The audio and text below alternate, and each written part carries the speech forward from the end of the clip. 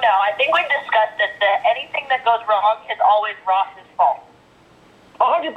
And I was joking with you, obviously. Ross has now dropped the ball for the umpteenth time this week. How many times? Umpteenth, it means like a whole lot of times that you've dropped the ball. Does it have anything to do with me being a baseball umpire? Oh, there you go. Yes, umpteenth. Ross, I think you're breaking up, Ross. Could it be because you have an Android? Oh, great. I get a tag team from both of you two on this. So, how are things going for you, Tessa? Yeah. Things are good. I'm in Mexico right now. Just woke up a little bit ago. Going to do this press conference and then go to the gym and enjoy the jungles of Mexico. No, wait.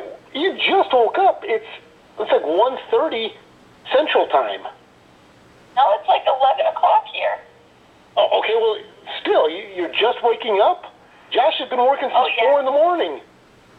Oh, sometimes I gotta sleep in a little bit. That's get right. A little rest.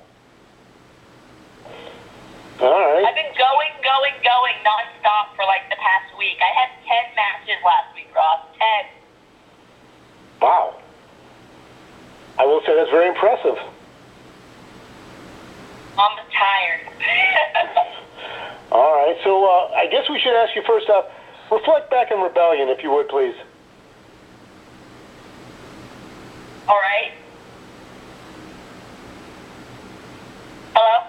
Yeah, could you please reflect on your Rebellion match against Gail Kim? Oh, yeah, Rebellion was amazing. There was a lot of anticipation leading up to that event. It was really cool to have my dad there and then have Gail's husband ringside, and a match that I never thought would really happen, I guess. Or it's not that I never thought it would happen. I guess I just never, it was always a dream match, but I never thought it would be reality. And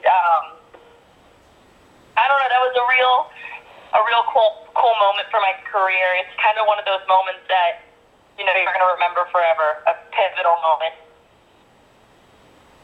Alrighty, well, media will open up for some questions here for Tessa as she's enjoying the sun in Mexico, but certainly always a time for media questions. Star 6, if you'd like to get in queue for Tessa, please identify yourself and your media out. If you'd like to ask a question, please press 1 to add yourself to the queue. Your request has been received. Hi, Tessa. Mike Dankoff from Windy City Slam here. How are you doing? Good, how are you? I'm great. I saw you in Chicago just a couple of weeks ago at Warrior Wrestling, where you won the first ever Warrior Wrestling Women's Championship against Jordynne. Now, talk to me a little bit about your experiences in Chicago. It goes back to even last year where you were in the four-way match at All In. Talk a little bit about your match with Jordynne and talk about Chicago a little bit. I always loved working in Chicago. I started my career in some of my matches there at Shimmer, and I go there quite frequently, I believe. But I don't know, I love it there. All In was such a cool event. Again, like Rebellion, it's one of those moments that I'm gonna remember forever. But yeah, and then my match against Jordynne Grace, that was a cool one. I always enjoy sharing the ring with her because she's a hard hitter like me. She goes out there and leaves everything in the ring. Jordynne's a great talent. So that was cool to have that match in Chicago as well. But yeah, that's awesome that you got to be there and see it live. And what was it like to be in the ring with Molly Holly? She was the special guest referee for that match.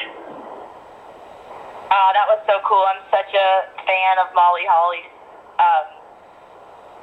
I think a little bit in the back of my mind, I was like, I'd really love to take the Molly go round right now. But it was really cool to share the ring with both of them. Molly, even in the locker room, someone that I respect greatly, and she always helps the newer talent. She's always giving us her experiences and advice to us based on her own experiences. So it was really cool to just talk with her and share the locker room with her as well. Now, Tessa, everybody knows your family's lineage with Tully, with Magnum.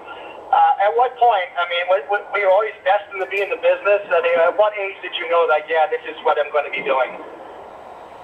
I think that the moment that I stepped in the ring about 6 years ago at High Spots with George South, the first bump I took, the first time I started hitting the ropes, I was like, this is what I'm supposed to do. I love this. Which it might sound a little cliche, but I felt like I found something where I fit and something I loved. So I stuck with it, and I traveled, and I've told the story before, but I just did everything that I could to be around wrestling, set up the ring, set up chairs, travel the miles, drive for 14 hours to upstate New York, and then drive 14 hours right back without a hotel, and make $50 to $75 just because I could be around wrestling, and I loved it. Very Still cool. love it. Really quick, one more little thing before I let you go. What is your future with Impact Wrestling? What are some of your more immediate goals? One more time? What are some more of your goals coming up in Impact Wrestling? Some of my goals are I want to do everything. I want to make history in my own way, in a way that other girls in the industry haven't done. I feel like women all over are making history right now, but I want to do it a different way than anybody else. So whatever that means with Impact, whether that means going after the Knockout title again, whether that means changing up the type of matches I'm having, no matter what it may be, I want to make history in a different way, and I have a strong feeling that that's about to happen.